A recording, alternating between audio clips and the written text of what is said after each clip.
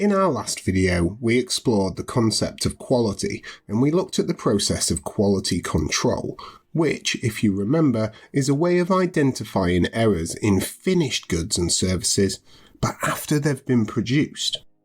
Now we are going to take a look at quality assurance, or QA, which takes a different approach to quality. It's about the prevention of problems occurring in the first place by putting processes and documentation like checklists in place at all stages of the production process. Unlike with quality control, checking things at the end of the process, quality assurance is a way of trying to build quality into the system, and means that every person involved in the production has responsibility for quality, not just the quality control team.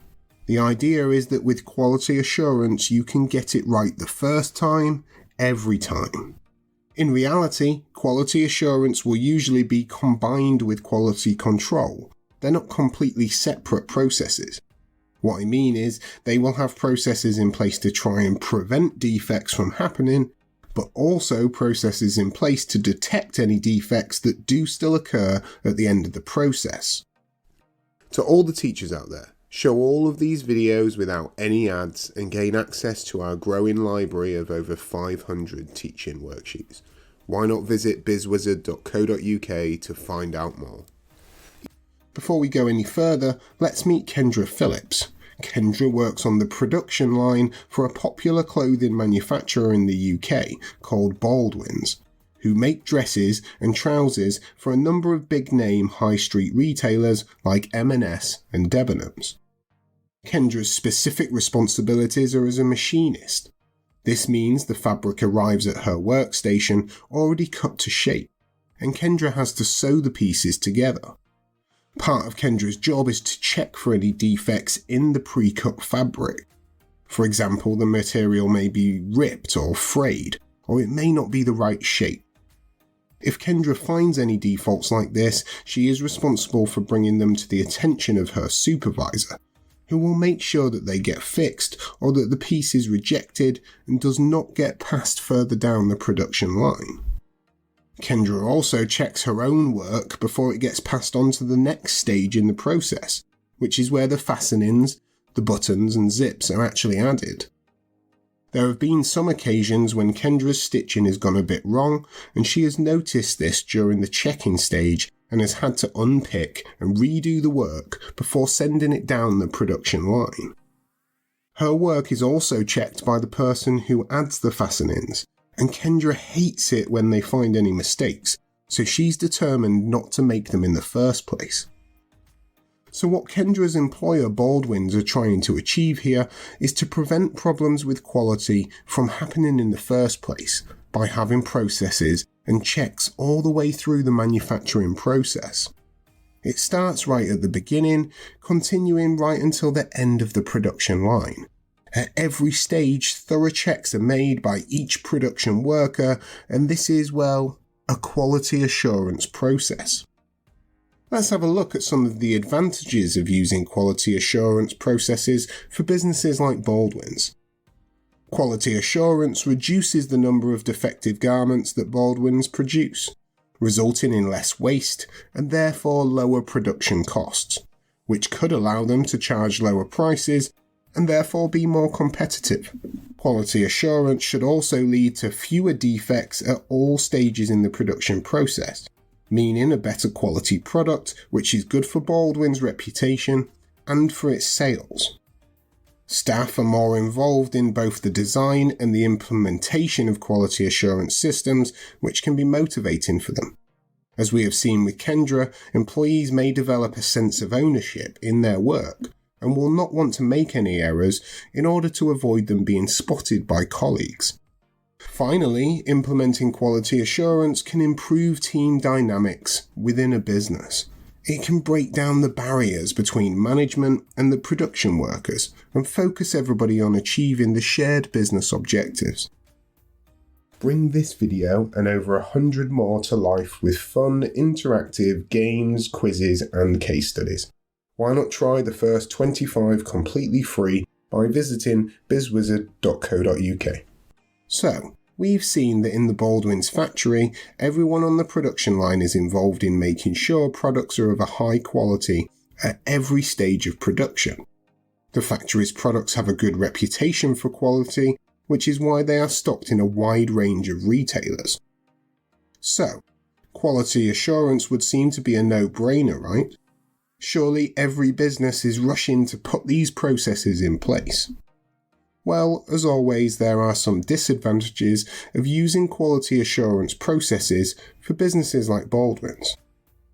Designing quality assurance processes and training staff in using them can be expensive. It costs a lot of money for Baldwins to create their processes and put each one in place. Some of these increased costs are linked to the necessity for increased training. Each production worker needs to be shown how to perform the necessary quality checks at their stage of the production line. Even once everybody has been shown, following a quality assurance process may slow down the production line, and therefore reduce productivity. Sometimes the team just want to get the work done and head home, and the quality assurance processes can mean that they actually get less produced. Sometimes staff may be resistant to following quality assurance processes.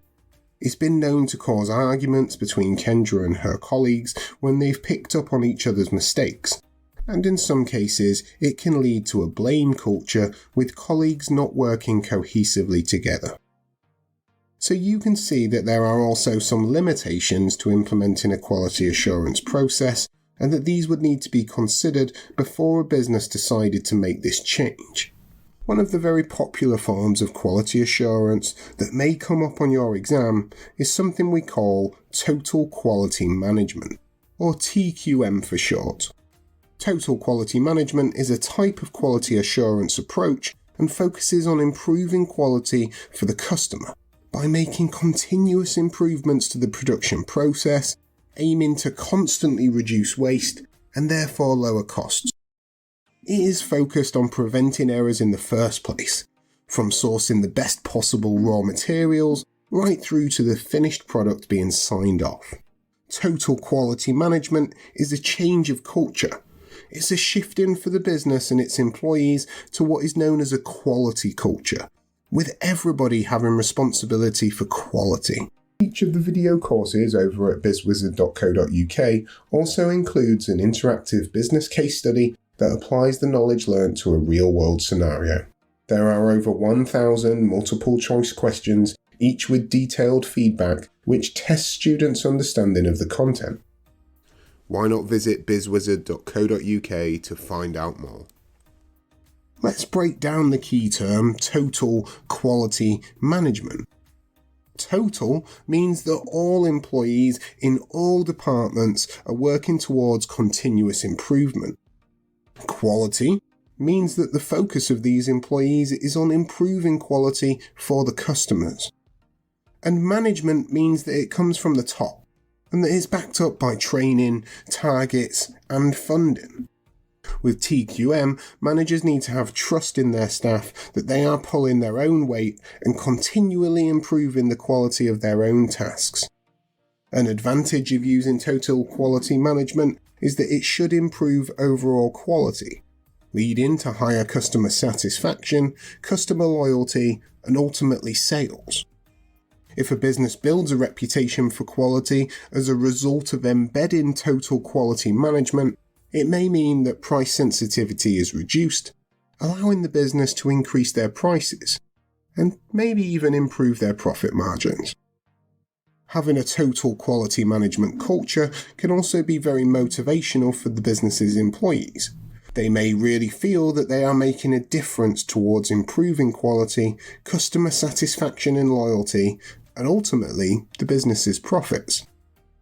However, there are some potential disadvantages to using total quality management.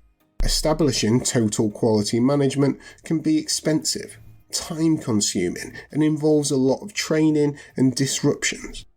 It can also take time to see a real impact, and it can be hard to measure the impact on quality and the overall performance of the business. Finally, there may be some resistance from staff to taking responsibility for quality rather than expecting somebody else to take the responsibility for them. So, in this episode, we've looked at quality assurance and how it compares to quality control. Quality assurance is about preventing quality issues from happening in the first place, whereas quality control is about detecting them and rejecting them after they've happened.